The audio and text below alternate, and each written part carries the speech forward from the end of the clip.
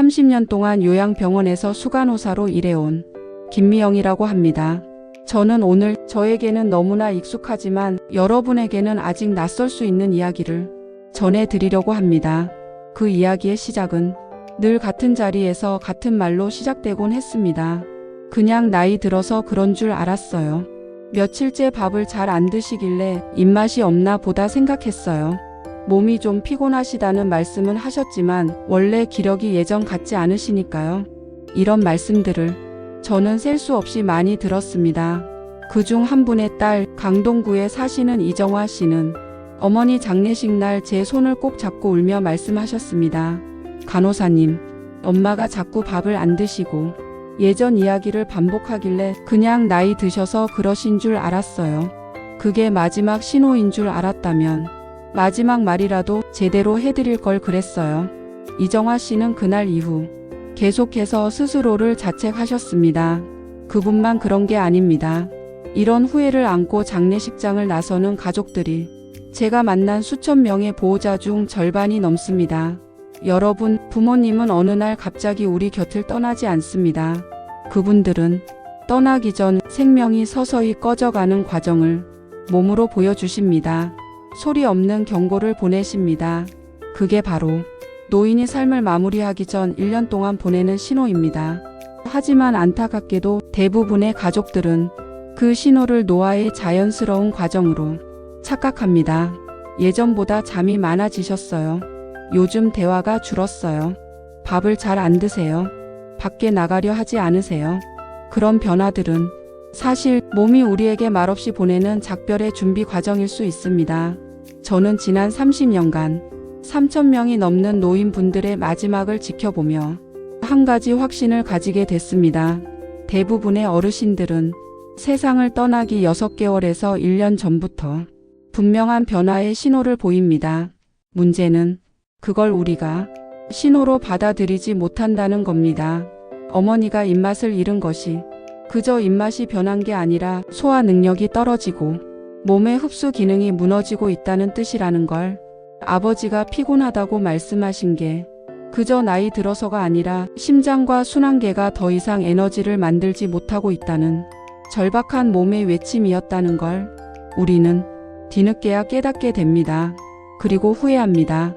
그날 그 말을 조금만 더 귀 기울여 들었더라면, 그 변화에 조금만 더 민감했더라면, 내가 더 사랑할 시간, 더 안아줄 시간, 더 말 걸 수 있는 시간이 있었을 텐데. 여러분, 저는 이런 후회를 줄이기 위해 이 영상을 만들었습니다. 사랑하는 가족의 마지막 시간을 두렵지 않게, 혼란스럽지 않게, 더 따뜻하게 준비할 수 있도록 제가 경험한 것들을 차근차근 알려드리겠습니다. 그리고 분명히 말씀드리고 싶은 것이 있습니다. 이 신호들을 아는 것은 슬픔을 더 크게 만드는 게 아니라 더 많이 사랑할 기회를 주는 일입니다. 병실에서 자녀의 손을 잡고 눈을 감으신 할머니가 계셨습니다. 그 가족은 제가 설명한 신호들을 알고 있었고 준비되어 있었습니다. 그들은 매일 할머니의 사진을 찍고 좋아하던 노래를 같이 들었고 마지막 3개월 동안 세상 누구보다 진심으로 서로를 사랑했습니다. 그 가족은 장례식 날 저에게 이렇게 말했습니다. 우리는 충분히 사랑했어요.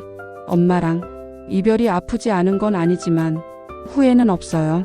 여러분도 그런 마지막을 준비할 수 있습니다. 그 시작은 신호를 알아채는 것입니다. 지금 이 순간 여러분의 부모님 혹은 할머니, 할아버지가 어딘가 조용히 변화를 보여주고 있다면 절대 그냥 넘기지 마세요. 그 변화가 이별의 준비일지 아직 늦지 않은 사랑의 기회일지 우리는 알 수 없습니다. 하지만 알고 있으면 준비할 수 있습니다. 준비된 이별은 슬픔 속에서도 사랑을 더 크게 남깁니다. 부모님 혹은 사랑하는 어르신이 세상을 떠나기 전 1년 몸이 미리 보내는 5가지 경고 신호 중 첫 번째, 가장 자주 보이지만 가장 많이 놓치는 변화에 대해 말씀드리겠습니다. 1.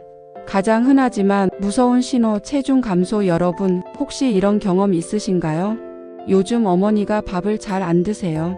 아버지가 입맛이 없다 하시더니 옷이 자꾸 헐렁해지네요. 그냥 입맛이 변했나 보다. 소화가 안 되는 건가? 이렇게 넘기신 적 있으신가요? 하지만 그건 단순한 식욕 저하가 아닐 수 있습니다. 그건 바로 몸이 서서히 기능을 잃어가고 있다는 신호일 수 있습니다. 제가 예전에 돌봤던 한 분, 경기도 분당에 사시는 77세 박영자 할머니 이야기입니다. 박 할머니는 평소 잘 드시고 체격도 건강하신 편이었어요. 그런데 어느 날부터 밥을 남기기 시작하셨죠. 가족들은 처음엔 이 나이 되면 입맛이 변하지 하며 크게 걱정하지 않으셨습니다. 하지만 몇 달 지나지 않아 할머니는 예전보다 눈에 띄게 야위셨고 벨트를 2칸이나 줄이게 됐습니다. 그게 전조였습니다. 이후 할머니는 6개월 안에 급격히 쇠약해졌고 돌이킬 수 없는 건강 저하가 찾아왔습니다. 노인분들의 체중 감소는 단순한 다이어트나 입맛 문제로 생각해서는 안 됩니다. 이건 몸이 영양분을 흡수하지 못하고 있다는 신호, 장기 기능이 서서히 무너지고 있다는 증거일 수 있습니다. 특히 6개월 내 35kg 이상 빠지면 절대 그냥 넘기시면 안 됩니다. 그건 노화가 아니라 종말을 준비하는 몸의 움직임일 수 있습니다. 왜 이렇게 마르게 될까? 노인의 체중 감소는 여러 가지 이유가 복합적으로 작용합니다. 위장 기능 저하로 소화가 잘 안 되고 침분비도 줄어 음식을 넘기기 어려워지고 입맛도 둔해지며 식사량이 줄게 됩니다. 게다가 근육량이 빠르게 줄어들면 체온 유지, 에너지 생산, 면역 반응까지 모든 신체 시스템이 약해지게 됩니다. 우리가 생각하는 단순한 야위는 모습은 사실 몸 전체가 작동을 멈추기 시작했다는 사인입니다. 3. 가족이 할 수 있는 현명한 대처법. 그렇다면 사랑하는 어르신의 체중이 줄어든 걸 어떻게 대응해야 할까요? 가장 먼저 억지로 많이 먹이려고 하지 마세요. 밥을 자꾸 권하고 힘들게 고기나 반찬을 강요하면 오히려 스트레스만 더해질 수 있습니다. 대신 부드럽고 소화 잘 되는 음식, 죽, 수프, 계란찜 같은 것들을 작게 자주 드시는 게 좋습니다. 예를 들어 한 끼에 많이 드시는 것보다 하루 5번, 6번 작은 식사를 드리는 방식이 오히려 더 효과적입니다. 4. 수분 섭취 생명선입니다. 또 한 가지 중요한 건 물입니다. 노인분들은 목마름을 잘 느끼지 못해 자주 탈수가 옵니다. 몸이 건조해지면 소화도 안 되고 면역력도 떨어지며 피로감이 심해집니다. 따라서 물을 한 번에 많이 마시게 하기보다는 한 모금씩 자주 드시게 하는 것이 좋습니다. 말을 많이 안 하시더라도 입술이 자주 마르거나 혀가 건조해 보인다면 즉시 물이나 수분 보충 음료를 드셔야 합니다. 가족의 역할은 감시가 아니라 동행입니다. 체중 감소는 그 자체보다 더 무서운 건 가족들이 이를 알아차리지 못하는 데 있습니다. 살이 좀 빠지셨네. 예전보다 옷이 크시네. 그렇게 지나치지 마시고 직접 체중을 재보는 습관, 식사량을 메모하는 기록, 물 섭취를 체크하는 관심이 필요합니다. 이런 작은 관심이 마지막 1년을 지킬 수 있는 가장 큰 사랑이 될 수 있습니다. 6. 죽음을 막을 수는 없지만 준비는 할 수 있습니다. 우리는 죽음을 피할 수는 없습니다. 하지만 죽음을 더 사랑스럽게, 더 의미 있게 준비할 수는 있습니다. 그리고 그 시작은 바로 체중 감소라는 신호를 놓치지 않는 것에서부터 시작됩니다. 밥을 안 드시는 부모님을 보며 혼내거나 답답해하지 마세요. 이제는 남은 에너지를 아끼고 싶어서 몸이 신호를 보내고 있는 겁니다. 저는 오늘도 병원에서 가족과 마지막 시간을 보내는 어르신을 봅니다. 어느 딸은 엄마 옆에 앉아 아무 말 없이 손을 꼭 잡고 있었고 어느 아들은 아버지의 머리를 조용히 빗겨드리고 있었습니다. 그분들의 표정엔 슬픔이 아닌 준비된 사랑의 평온함이 담겨 있었습니다. 사랑하는 부모님 혹은 어르신이 조용히 보내는 두 번째 생명의 신호에 대해 이야기해 드리겠습니다. 그 신호는 바로 회복되지 않는 깊은 피로, 탈진입니다. 우리가 흔히 피곤하다고 넘기는 그 모습, 사실은 마지막 1년의 신호일 수 있습니다. 1. 왜 이렇게 피곤할까? 그저 나이 탓이라고 생각했습니다. 몇 해 전 충남 천안에 사시는 82세의 이남규 할아버지가 요양병원으로 입원하셨습니다. 평생 농사를 지어오신 분이셨고 70대 중반까지도 새벽이면 스스로 논밭을 둘러보며 몸을 움직이던 분이셨어요. 하지만 어느 날부터 아침에 일어나는 게 너무 힘들다 하셨고 서서히 걷는 것도 말하는 것도 줄어들기 시작했습니다. 가족들은 이제 연세가 있으니 당연한 거겠지. 원래 나이 들면 기운이 빠지는 거야. 라고 생각했죠. 하지만 그 피로는 쉬어도 낫지 않았습니다. 그리고 6개월 뒤 할아버지는 조용히 세상을 떠나셨습니다. 이 쉬어도 안 낫는 피로는 분명한 신호입니다. 노인들의 피로는 단순히 피곤해서 생기는 게 아닙니다. 젊은 사람은 자고 나면 회복되지만 어르신들의 몸은 이미 에너지를 만드는 능력 자체가 약해진 상태입니다. 신체는 더 이상 외부 활동에 쓸 에너지를 만들 수 없기에 필요 최소한의 장기 기능만 유지하려고 하기 시작합니다.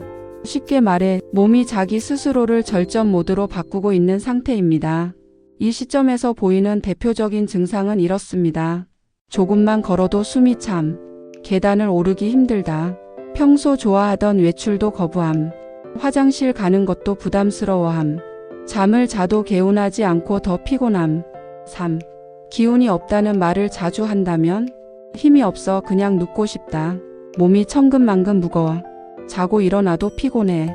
이런 말을 부모님께 자주 듣는다면 귀 기울이셔야 합니다. 이건 단순한 피곤이 아니라 몸 전체의 기능이 느리게 멈춰가고 있다는 경고입니다. 게다가 이 피로는 감정적인 위축과도 연결되어 우울감, 무기력감, 대인 기피로 이어지기도 합니다. 4. 사례 말없이 잠만 자던 김할머니. 경북 포항에 사시는 김복자 할머니는 제가 돌보던 환자 중 가장 조용한 분이었습니다. 그분은 어느 날부터 하루 16시간 이상 잠만 주무셨고 깨어있는 시간에도 대화를 거의 하지 않으셨습니다. 딸은 처음엔 엄마가 나이 드시더니 잠이 많아지셨나 보다라고 생각했습니다. 하지만 알고 보니 그건 피로가 아니라 생체 리듬의 붕괴, 몸이 더 이상 낮과 밤을 구분하지 못하는 상태였던 겁니다. 이후 할머니는 3개월 만에 식사량이 급감했고 몸은 급격히 쇠약해졌습니다. 이처럼 피로와 탈진은 죽음을 향해 가는 가장 조용한 첫 걸음일 수 있습니다. 또 가족이 해줄 수 있는 배려는 활동의 강요가 아닌 휴식의 존중입니다. 움직여야지 건강하지. 나가지 않으면 기운이 더 빠져. 많은 가족분들이 이런 말씀을 하시곤 합니다. 물론 맞는 말이지만 탈진이 시작된 어르신에게 움직임을 강요하면 오히려 해가 됩니다. 이 시기엔 무리한 자극보다 작은 칭찬과 편안한 동행이 중요합니다. 가령 화장실을 혼자 다녀오신 것만으로도 아버지 잘하셨어요. 오늘도 몸을 잘 움직이셨네요. 이렇게 격려해 주세요. 활동을 독려하되 쉬고 싶다는 말에는 존중과 이해로 반응해 주셔야 합니다. 6. 같이 있음이 최고의 회복제입니다. 탈진은 육체적인 현상이지만 감정적인 돌봄이 그 속도를 늦출 수 있습니다. 제가 담당했던 어느 어르신은 몸은 힘들었지만 매일 손녀가 오면 미소를 지으셨어요. 손녀가 그저 옆에 앉아 손을 꼭 잡고 있었을 뿐인데요. 그 짧은 30분이 할머니에게는 온 하루를 버틸 수 있는 힘이 되었습니다. 그렇습니다. 같이 있어주는 것 그 자체가 어르신에겐 가장 큰 안정감이고 회복제입니다. 7. 기억하세요. 탈진은 마지막 준비의 신호입니다. 수천 명의 어르신을 지켜보며 공통적으로 발견한 사실은 극심한 피로와 쇠약은 대개 사망 6개월에서 1년 전부터 시작된다는 점입니다. 이 시기를 돌이킬 수 없다고만 생각하지 마세요. 오히려 이때야말로 마음을 준비하고 마지막을 더 따뜻하게 채워나갈 수 있는 시간입니다. 사람들이 가장 자주 놓치는 세 번째 생명의 신호에 대해 말씀드리려 합니다. 이 신호는 겉으로는 조용하고 별다른 이상 없어 보이지만 사실은 아주 중요한 내면의 변화입니다. 그건 바로 인지 기능의 저하 그리고 내면으로의 후퇴입니다. 1. 엄마 예전 얘기만 반복해. 그게 마지막 이야기일 수도 있습니다. 제가 6년 전 전북 전주에서 올라오신 정옥순 할머니를 처음 뵈었을 때 가장 먼저 느꼈던 건 이야기를 반복하신다는 점이었습니다. 내가 20살 땐 말이야. 전쟁 땐 참 힘들었지. 그때 아버지가 물동이 들고 가던 모습이 아직도 눈에 선해. 딸은 말했습니다. 엄마가 요즘 자꾸 옛날 얘기만 하세요. 하루에도 몇 번씩 같은 말을 하세요. 검사를 해봤습니다. MRI도 치매 검사도 큰 이상은 없었습니다. 하지만 저는 직감했죠. 이건 단순한 건망증이 아니라 삶의 마지막을 준비하는 뇌의 움직임이라고. 그리고 7개월 후 정옥순 할머니는 마지막 숨을 편안하게 내쉬며 세상을 떠나셨습니다. 이 뇌는 삶의 끝자락을 정리하려 합니다. 우리가 흔히 치매는 아니겠지? 하고 불안해하는 그러한 변화들 중 일부는 삶의 말기에 자연스럽게 나타나는 뇌의 반응입니다.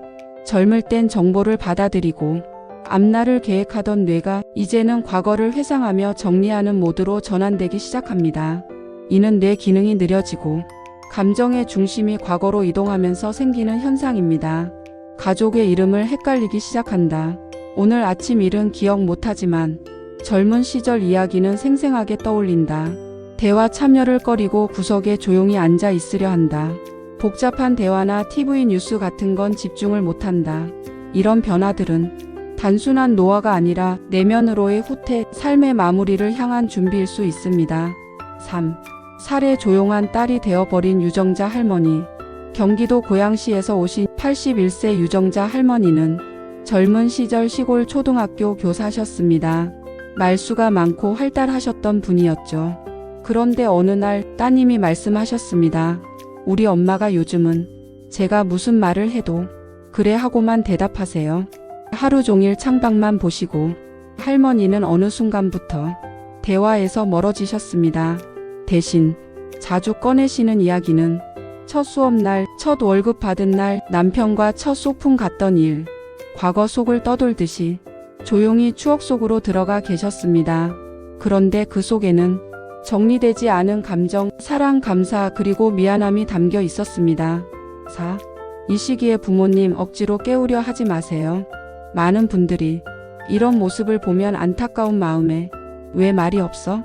정신 바짝 차리셔야지. 아직 멀쩡하신데 왜 이러세요? 라고 말하곤 하십니다. 하지만 그건 몸과 마음이 이미 변화하고 있다는 신호입니다. 현실로 억지로 끌어내려 하지 마세요. 오히려 그분들의 감정에 조용히 함께 걸어주는 것이 필요합니다. 조명이 부드러운 환경, 조용한 음악, 눈을 마주치고 천천히 대화하기, 기억을 꺼낼 수 있는 앨범이나 소품 보여주기, 이런 것들이 어르신에게 안전하다, 사랑받고 있다는 감정의 언어가 됩니다. 기억은 흐릿해져도 감정은 선명하게 남습니다. 제가 가장 잊지 못하는 순간 중 하나는 충청북도 제천에 사시는 윤복철 할아버지와 그의 손녀 민지의 이야기입니다. 할아버지는 거의 말을 안 하셨고 식사 중에도 그저 멍하니 앉아만 계셨습니다. 하지만 손녀가 오면 묘하게 눈빛이 달라졌습니다. 어느 날 민지가 조용히 할아버지 손을 잡고 말했죠. 할아버지, 민지예요. 기억나요? 그 순간 할아버지의 눈에서 눈물이 뚝 떨어졌습니다. 그리고 단 한마디, 우리 민지. 기억은 잊어도 감정은 지워지지 않는다는 걸 그날 저는 다시 배웠습니다. 6. 삶의 마지막 인생을 정리하는 시간입니다. 어르신이 자꾸만 과거 얘기를 반복하고 요즘 일에 관심을 안 보이신다면 그건 삶의 정리일 수 있습니다. 우리는 그 시간 속에 귀 기울여야 합니다. 그때는 말이야. 아버지는 항상 그 아이가 참 착했는데 그 말 한마디 한마디는 단순한 예시이야기가 아니라 마음속 깊은 이야기를 남기고 싶은 마지막 시도일 수 있습니다. 그럴 땐 그랬어요. 엄마, 그 얘기 좀 더 해줘요. 그때 기분은 어땠어요? 이런 질문을 던져주세요. 그 짧은 대화가 평생의 후회를 막아줄 수 있습니다.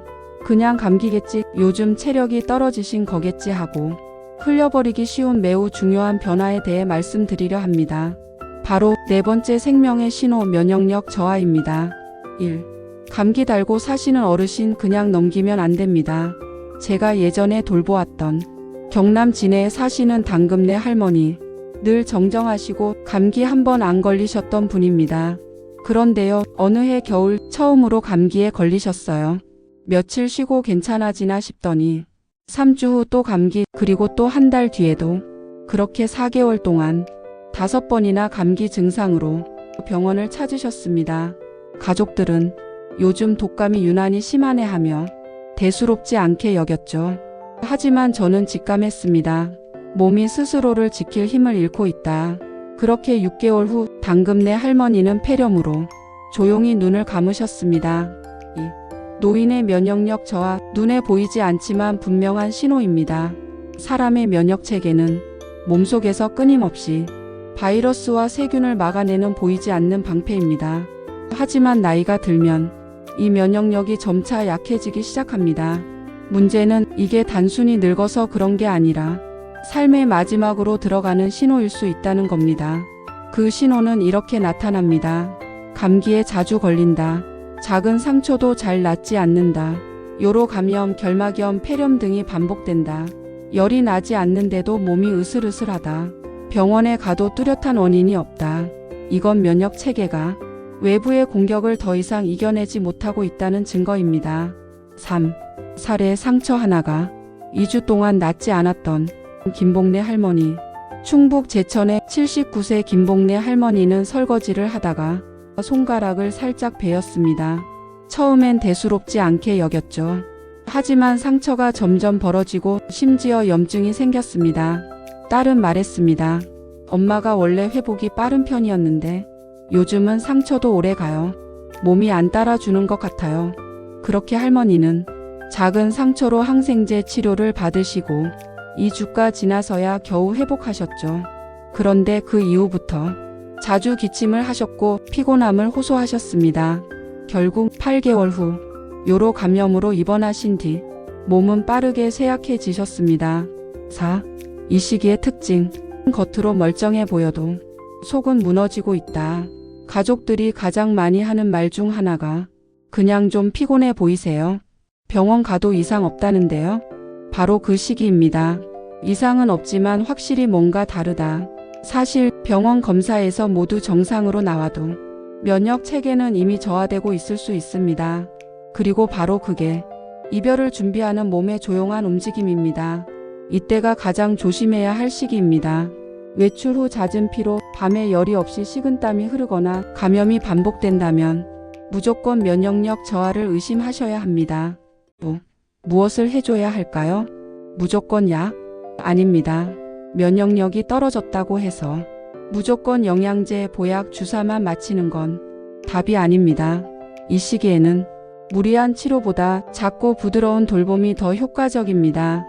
햇볕 잘 드는 곳에서의 산책, 단백질 위주의 식단, 수분 섭취 충분히, 스트레스 줄이기, 감염 예방 위한 손 씻기. 가장 중요한 건 무균실처럼 너무 과잉보호하지 않는 것입니다. 가벼운 활동은 면역력에 도움이 됩니다. 또한 이 시기에는 접촉과 교감이 큰 영향을 줍니다. 손을 잡아주는 것, 따뜻한 담요를 덮어주는 것, 그저 옆에 앉아 TV를 같이 보는 것. 이 모든 것이 어르신들에게 정서적 면역력이 되어줍니다. 6. 수간호사가 알려드리는 작은 팁. 겨울철 실내 습도 유지. 건조한 공기는 감염에 취약해지게 합니다. 가습기나 젖은 수건을 활용하세요. 외출 전후 반드시 손 씻기. 감기나 폐렴 예방의 기본입니다. 비타민 D 섭취. 햇빛을 통한 자연 생성이 가장 좋지만 어렵다면 의사와 상담 후 보충제를 드셔도 좋습니다. 감기 증상이 오래 간다면 꼭 체크. 3일 이상 지속되는 기침이나 미열은 꼭 병원 진료를 받아보세요. 7. 엄마가 요즘 자주 아파요. 그 말은 이제 신호입니다. 딸이 어느 날 말했습니다. 엄마가 요즘은 약속도 잘 안 나가시고 감기도 자주 걸려요. 저는 조용히 말했습니다. 그건 단순한 잔병치레가 아니라 몸이 마지막을 준비하며 조용히 신호를 보내는 거예요. 그 딸은 그 후 6개월 동안 하루도 빠짐없이 엄마를 위해 작은 편지를 써드렸고 엄마가 좋아하시는 국과 반찬을 하루 2끼씩 정성껏 만들어 드렸습니다.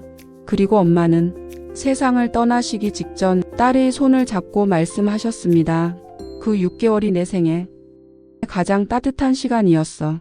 제가 말씀드렸던 마지막 경고 5번째 생명의 신호에 대해 정중히 이야기 나눠보려고 합니다. 이 신호는 지금까지의 4가지 변화보다 조금 더 조용하고 더 섬세하며 그래서 더 많은 가족들이 놓치는 신호입니다. 그 신호는 바로 호흡과 혈액순환의 변화입니다. 1. 숨소리가 바뀌었다는 딸의 한마디. 서울 구로동에 사시는 78세의 채봉자 어르신. 심장병으로 입퇴원을 반복하시던 분이셨죠. 딸이 어느 날 제게 작은 걱정을 털어놨습니다. 간호사님, 엄마 숨소리가 요즘 좀 이상해요. 밤에는 특히 거칠게 숨을 쉬세요. 평소보다 더 깊고 느리게요. 그 말에 저는 바로 알아차렸습니다. 이제 몸이 조용히 작별을 준비하고 있다는 걸요. 그날 밤 의사 선생님과 상의해 어머님을 위한 편안한 자세와 산소 케어를 조정했고 딸에게도 조용히 말했습니다. 이제부터는 말보다 손을 잡아주는 시간이 필요할지도 모르겠어요. 2. 호흡의 변화는 몸의 대화입니다. 노인의 호흡은 건강 상태를 반영하는 거울입니다. 숨이 얕아지거나 호흡이 끊기는 듯 하다가 다시 이어지거나 밤에 숨소리가 거칠어지고 가쁘게 쉰다는 느낌이 들면 그건 단순한 피로가 아닙니다. 이건 몸이 기능을 천천히 줄이고 있다는 신호입니다. 특히 이런 변화를 주의 깊게 살펴보세요. 평소보다 숨이 짧고 가빠졌다. 누워 있으면 숨쉬기 더 힘들다. 밤에 호흡이 불규칙해진다. 말소리가 작아지고 쉬는 듯한 톤이 많아진다. 호흡이란 산소만의 문제가 아닙니다. 그 사람의 생명 에너지가 바깥으로 어떻게 표현되는지를 보여주는 가장 정직한 방식입니다. 3. 차가운 손, 파란 입술, 혈액순환이 알려주는 이별의 준비. 손을 잡았을 때 놀랄 만큼 차가웠던 경험 혹시 있으신가요? 많은 가족분들이 이 시기 어르신에게서 한여름에도 담요를 덮고 있다. 손발이 늘 얼음장 같다. 이런 말씀을 하십니다. 그건 혈액이 몸 구석구석까지 전달되지 못하고 있다는 증거입니다. 심장은 여전히 뛰고 있지만 몸은 이미 생존보다 편안함을 택한 상태로 자원을 아끼기 시작합니다. 이럴 때 보이는 주요 신호는 이렇습니다. 손끝이나 발끝이 푸르스름하게 변색된다. 입술이 창백하거나 파래진다. 손톱이 쉽게 휘고 부러진다. 몸통은 따뜻한데 팔다리는 차갑다. 이런 변화는 혈액순환 기능 저하의 명확한 징후이며 대개 이 변화 이후 3개월 이내 큰 전환점을 맞이하게 됩니다. 4. 가족들은 어떻게 대처해야 할까요? 이 시기에 어르신께 가장 필요한 건 몸의 편안함과 마음의 평온함입니다. 절대 무리한 치료를 시도하지 마세요. 도움이 되는 방법. 머리를 살짝 높여 눕게 해주세요. 폐에 공기가 잘 들어가게 됩니다. 손발을 따뜻하게 감싸주세요. 얇은 양말, 담요 사용 권장. 방 안 환기를 자주 해주세요. 공기 흐름은 편안한 호흡을 도와줍니다. 수분을 자주 공급해 주세요. 얼음 조각, 젤리형 수분 보충 식품도 좋습니다. 이 시기의 핵심은 이상 없도록 하는 것이 아니라 조금이라도 더 편하도록 하는 것입니다. 환자분 스스로 말씀이 줄어들 수도 있지만 여전히 감정은 느끼고 있다는 것 잊지 마세요. 또 마지막 한 줌의 온기, 그 손을 놓지 말아주세요. 저는 잊지 못할 환자분이 계십니다. 성북구에 사시던 81세 이병철 어르신. 신부전으로 입원하셨고 호흡기 사용이 어려운 상황까지 오셨습니다. 마지막 한 달 동안 어르신은 말씀을 거의 하지 않으셨고 눈도 잘 뜨지 않으셨죠. 그런데요, 매일 아침마다 병실을 찾던 손녀가 할아버지 손을 잡고 할아버지 저 왔어요. 오늘은 날씨가 맑아요. 하고 속삭였을 때 어르신의 손가락이 정말 약하게 그 아이의 손을 한번 꼭 쥐었더랬습니다. 말 한마디 없었지만 그 손길로 다 전해졌습니다. 고맙다, 사랑한다, 잘 지내라. 이별은 고통이 아니라 그 사람의 삶을 마지막까지 함께 걸어가는 고요한 동행입니다. 6. 언제 마지막일지는 아무도 모릅니다. 이런 신호들이 보인다고 해서 바로 내일 무슨 일이 생긴다는 뜻은 아닙니다. 하지만 이런 신호들을 미리 알아챘던 가족들은 한결같이 말씀하십니다. 마지막이 갑자기 오진 않았어요. 마음의 준비를 할 시간이 있어서 감사했어요. 지금 이 영상을 보고 계신 여러분, 혹시 부모님, 조부모님께 이런 신호가 보이시나요? 그렇다면 그 시간부터는 후회 없는 하루하루를 만들어주세요. 말이 줄어들면 그저 손을 잡아주세요. 숨소리가 달라지면 곁에 조용히 있어주세요.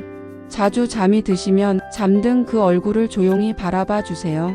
그 모든 순간이 어르신에겐 평온이고 여러분에겐 가장 깊은 작별의 준비가 될 것입니다.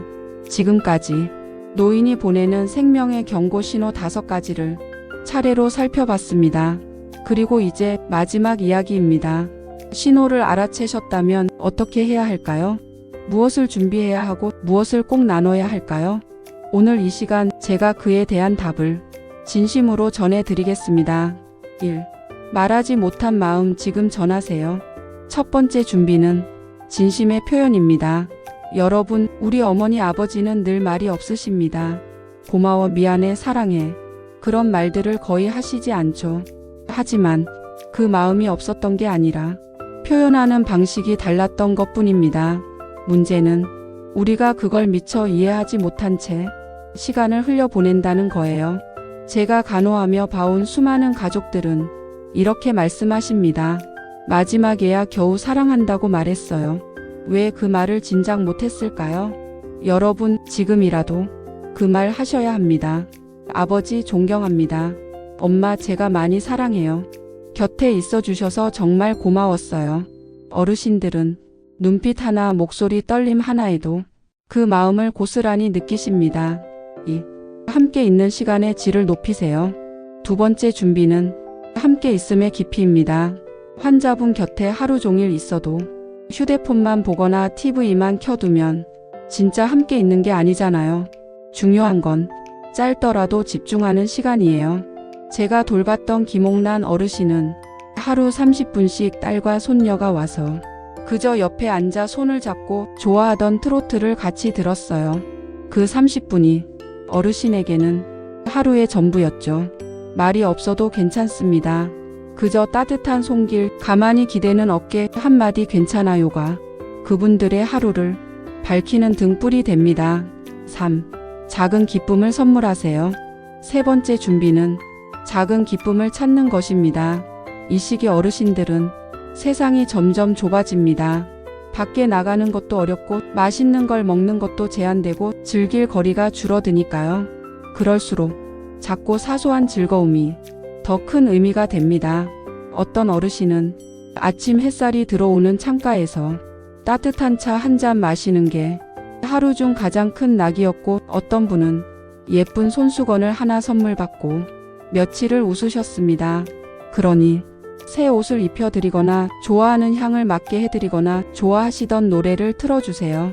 그 모든 것들이 그분 삶의 마지막 페이지를 부드럽고 따뜻하게 감싸줍니다.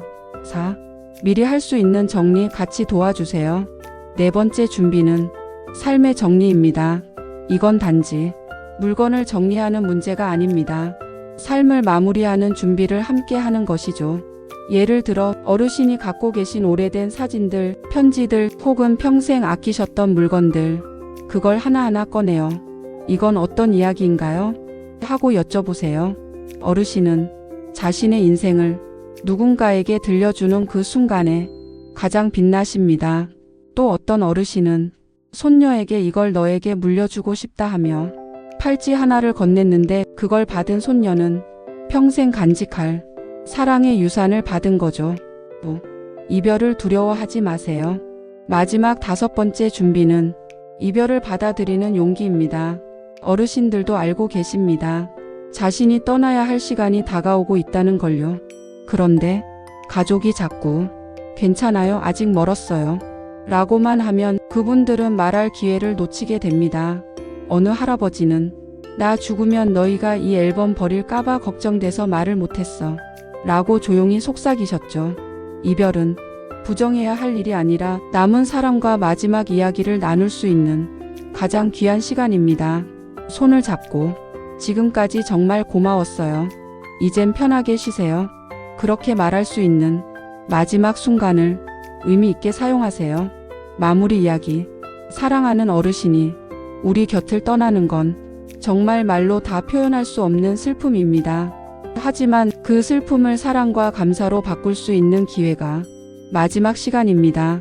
오늘 전해드린 이 5가지 준비는 거창한 게 아닙니다. 그저 하루 한 번 더 바라보기, 말 한마디 더 건네기, 손 한 번 더 잡아드리기. 그것으로 후회 없는 이별을 만들 수 있습니다. 이 영상이 여러분의 소중한 가족과의 마지막 시간을 준비하는 데 도움이 되셨다면 좋아요와 구독 버튼 꼭 눌러주세요. 알림 설정도 잊지 마시고요. 여러분의 한 번의 클릭이 누군가의 마지막 시간을 더 따뜻하고 후회 없게 만들어줄 수 있습니다. 다음 이야기에서는 어르신의 존엄을 지키는 마지막 간병법을 차분히 설명드릴게요. 다시 인사드리겠습니다. 감사합니다.